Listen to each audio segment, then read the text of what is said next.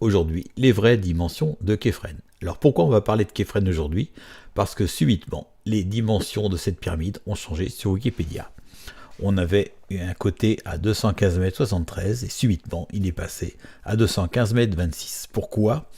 Eh bien parce que notre Alexis Sédou National et ses deux trolls Mordnepmon et ni Dieu ni Maître sont allés sur Wikipédia modifier les chiffres, tout simplement pour essayer de discréditer mes travaux, mon livre, comme ils le mettent dans ce post.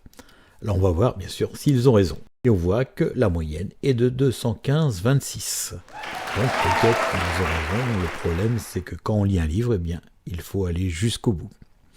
Et si on va à la fin du livre, eh bien, on voit ce petit schéma qui explique que le parement revient ici sur le granit et que bien sûr la pyramide a une dimension visible et une dimension réelle qui est un petit peu plus longue.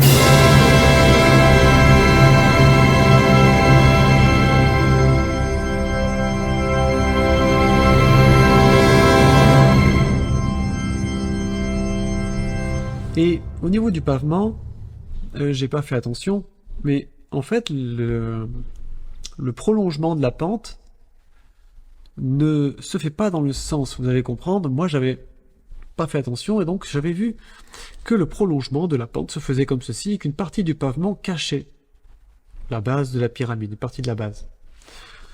De fait, la partie visible était de 215,26 m, c'était la largeur de la pyramide de Képhren. Mais du coup, si on prolongeait en fait la pente de la pyramide, nous arrivions à peu près à 215,72 m.